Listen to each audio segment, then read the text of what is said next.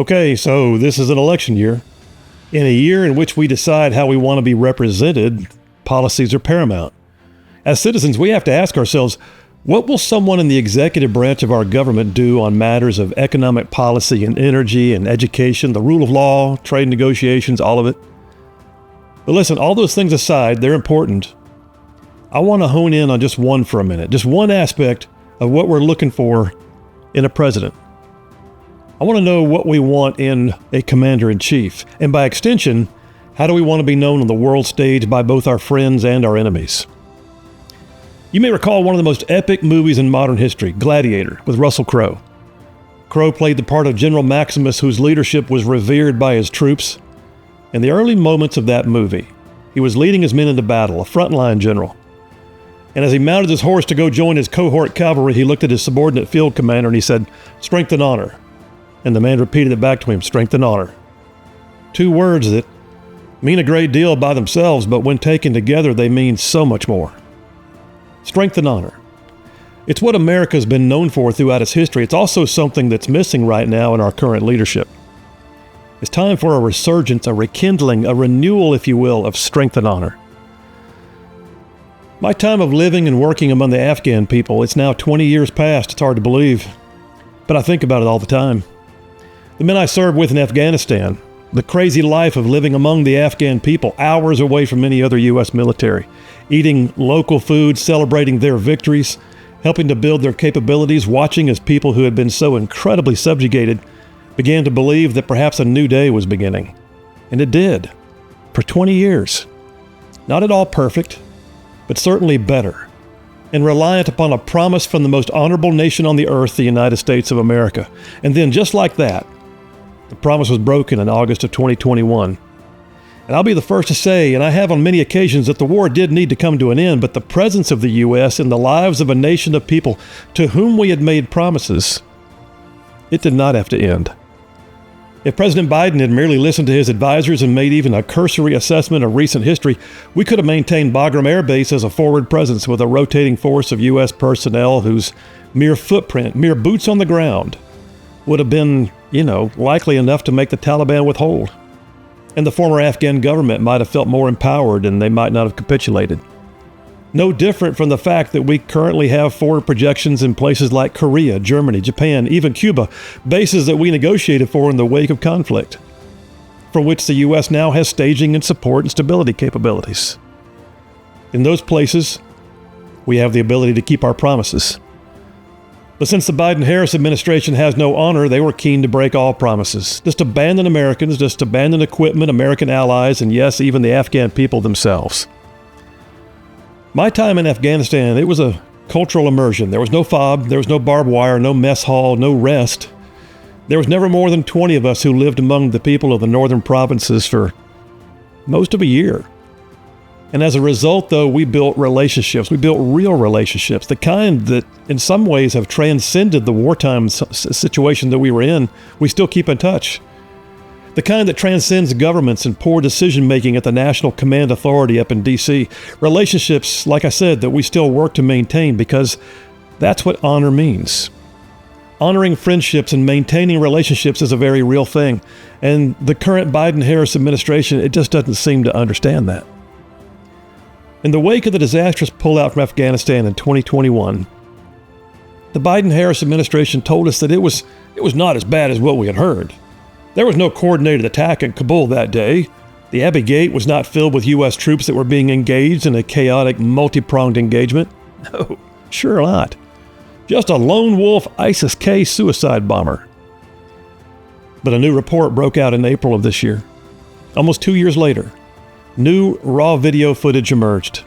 Camera footage from troops who were at the Abbey Gate at the Kabul airport when the Biden-Harris administration just recklessly yanked our military out of the country. That new footage seems to show that there was more going on during the attack that killed 13 of our troops and over 170 civilians. And the crux of the report is that the Pentagon investigation was misleading. That there was evidence that it was not a lone wolf suicide bomber. That there is now footage indicating that there was a coordinated attack which followed the bombing with multiple episodes of small arms fire. The implications from the new report are that the Biden-Harris administration was trying to hide that more had taken place. Could be. But the secondary implication of that report seems to lay blame at the feet of young troopers and Marines who are neck deep in the fog of war. The report, some several years later, appears to blame U.S. service members for daring to fire their weapons and indicates that civilians were shot in the melee that followed the blast that killed 13 of their own. Why do that? Why throw troops under the bus? I'll tell you why. Because the powers that be lacked strength and honor. The boots on the ground were sold out by the suits in the rear, and because there's no honor in our current leadership in D.C., the troops were expendable. Or at least their memory was. But listen, here's the thing. Honor is not just something you have, right? It's not just a presence. Honor is also something you give. Honor is something that an honorable person extends to others to raise them up and to make them aware that they are appreciated, even loved. Romans 12:10, it's a passage that specifically says in the NIV version, it says, quote, "Be devoted to one another in love, honor one another above yourselves." The original Hebrew word, which we most often translate to the English word honor, actually means to give weight or to bring glory. You see, strong, honorable leaders give honor to those that they lead. During my tour in Baghdad in 2004, it was an extremely intense time. The Shia uprising, the Mahdi militia, constant small arms fire, constant mortar attacks, rockets, IEDs. And on one particular morning, though, sitting on our fob, I had a small sat phone that I used to maintain contact with local Iraqis. I got word that one of our senior Iraqi elected officials had been assassinated, and another one, somebody who I considered a personal friend, Dr. Abdul Qadim, he was left holding on to life by a thread. Those two men had been among the first freely elected leaders in Baghdad. Dr. Qadim had been having breakfast with another member of the council, Sheikh Majid, when they were attacked by insurgents. Sheikh Majid was apparently killed instantly. Dr. Qadim somehow survived, but barely. The call that I got told me he'd been taken to an Iraqi hospital by another man, somebody else I knew. And the man who called me on the special sat phone that I carried around told me he could feel a pulse, but that Iraqi doctors had written him off. He was laying on a gurney, bleeding from a gunshot wound to the base of his skull. And the caller was desperate to know, could we get him to safety? This was big. I mean, this was a hit on the new democracy. The first ever freely elected city council, and somebody who I interacted with on a regular basis, somebody who was an ally in the fight against extremism. So I made a beeline to the TOC. I alerted the battalion staff, and I told them the request was being made to get Dr. Qadim to the CASH, the Combat Surgical Hospital for Americans, located in the Green Zone. I personally asked my battalion commander, Lieutenant Colonel Dan Hendrickson, and to his credit, he did not hesitate. He looked at me, I'll never forget this, he looked at me and he said, he's one of ours. So he launched the QRF with a field ambulance attached to it, and I spent the next half hour with a radio to one ear and a sat phone to the other ear, getting our QRF linked up with the Iraqi ambulance that my Iraqi friend who had called me had actually stolen to try and evac Dr. Qadim. It was an amazing story. And he was saved in a hospital that wasn't built for him, in a green zone that wasn't guarded for him, by people who did not have an obligation to do so. And I will always remember that moment, as my commander at the time, Lieutenant Colonel Hendrickson, was someone who went the extra mile to honor the promises of being a friend and an ally. It was like strength and honor was showing up right there in front of me. But you know what? The story didn't really end there. He didn't stop there. Lieutenant Colonel Hendrickson, he chose to really honor our Iraqi friend, Dr. Qadim. He decided that he would move Dr. Qadim and his family to our small fob and protect them while he recovered. He didn't have to do that. Nobody would have questioned him. He just did it. Because in Lieutenant Colonel Hendrickson's words, he's one of ours. A few weeks later, I saw Dr. Qadim's little boy, who was, maybe 8 years old, just skipping around the fob without a care in the world. And I watched him go by just a kid. And I thought, there's a kid who's going to grow up, and no one will ever be able to convince him that Americans don't have strength and honor, because he saw it. He experienced it firsthand. It was a promise made and a promise kept. And that one incident in my mind exemplifies a spirit of honoring others that we as Americans have been known for. It was a defining moment for me. I got to see firsthand what happens when strength and honor are put in priority position. It actually wasn't long after that I got word that one of our Iraqi contractors, somebody that I worked with to help rebuild our portion of Baghdad, was hauled in by the Ministry of the Interior's police, many of whom were former Saddam sympathizers, and we knew it. And once again, I had gotten the call on my sat phone, and I asked Lieutenant Colonel Hendrickson for his backing. And once again, he did not hesitate. He tasked the QRF to me, half a platoon of infantry, and we kitted up. And I called the informant back, and I told him he should relay to that corrupt police chief that if I did not see our contractor friend in good shape, there was going to be hell to pay. And we saddled up, and we were launching out the gate in full battle rattle to get our guy back, when all of a sudden, the guy himself comes staggering up to the gate. He was a little bloody, a little bruised, but he said that word had reached the police chief, who knew that promises made by our unit were serious, and so he was released.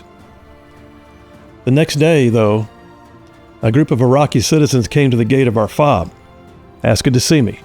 And they shook my hands and they said a lot of nice things, but one thing that I will never forget is when they told me that word had gotten out about what we had done for our contractor friend. They said everyone in Baghdad was talking about it. And then they said this. They said, "Major Williams, you are like an Iraqi to us." That wasn't grandiose. It was just doing something from a position of strength and honor with a willingness to do that for others, but it left an impact on me and apparently on them. And behind me on that shelf is a certificate of appreciation that those Iraqi folks had made for me before I redeployed home.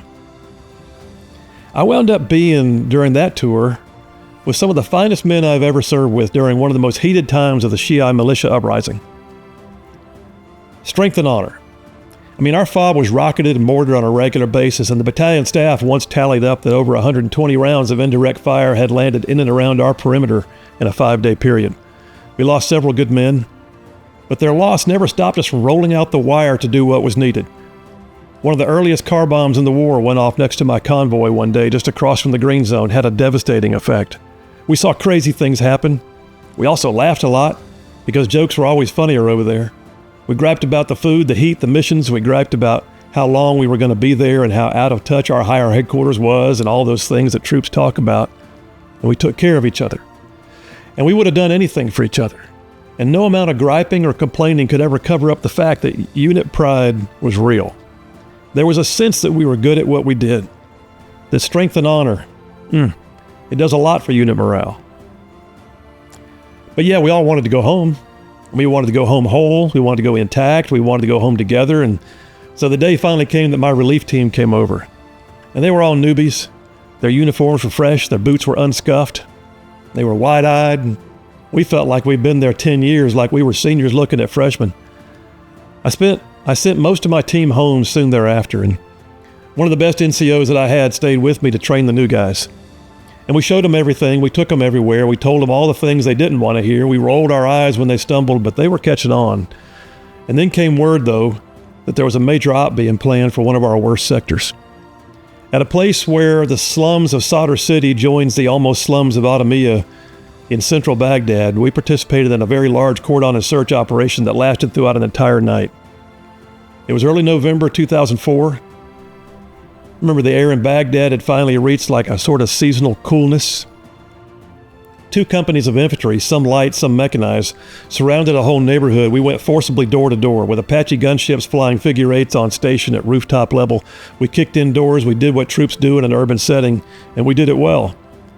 And the element of surprise and the professionalism of the troops met with the capture of 7 insurgents, some weapons caches. But right as the sun was coming up, I walked back to the center of the perimeter, and there was the battalion command sergeant major standing next to his up-armored Humvee. And I'll never forget him looking at me, and he said, "Hey, sir, I guess you get to head home now." And it hit me that this all-nighter on the streets of Baghdad was my final mission. And then he said, "You want a cup of coffee?" And he reached into his vehicle, and he pulled out one of those old-school green Stanley thermoses, and he poured me a cup of coffee in that silver lid. It was one of the best things he could have done to make me feel honored, I'll be honest. His coffee, his cup. And he handed it to me, and I don't care what special roasts or frothy gourmet blends you can get from a real barista. I drank that cup of joe like a champ. It was the best cup of coffee I ever had, the absolute best cup of coffee I ever had. So at least in my microcosm of the war, I had seen and experienced and been given strength and honor. It was one of the longest, hardest, best years of my life. Strength and honor, every turn. Thinking back now to what I said earlier, thinking back to that new report from the pullout in Afghanistan. Our troops deserve better than that.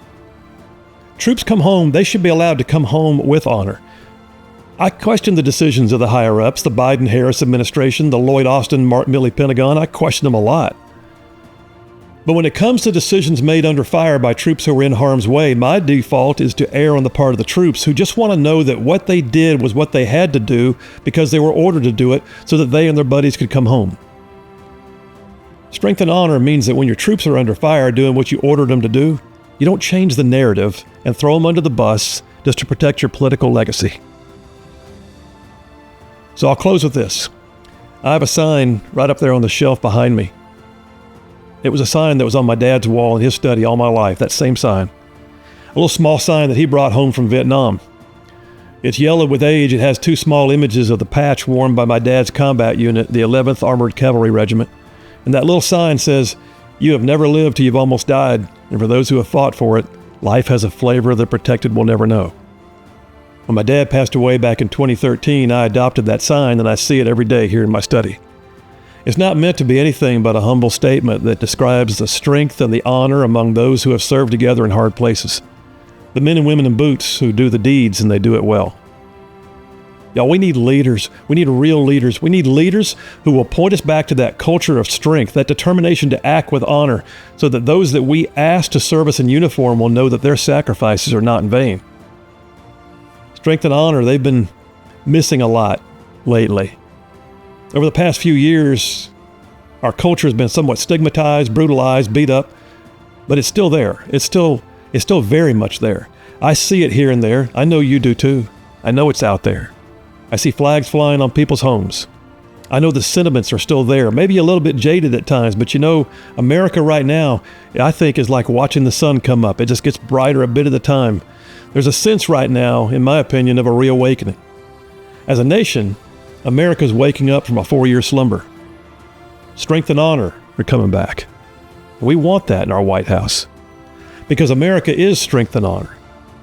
Two words that embody who we are and how we treat others. It's our reputation, it's our legacy, and it absolutely must be in our future. So when we make a promise, we need to keep it. We build relationships, we need to honor them. The men and the women who served, they know what that's about. Strength is necessary. Honor is everything. And I hope that in 2024, we put someone back in the White House who knows that as well. That's my philosophy.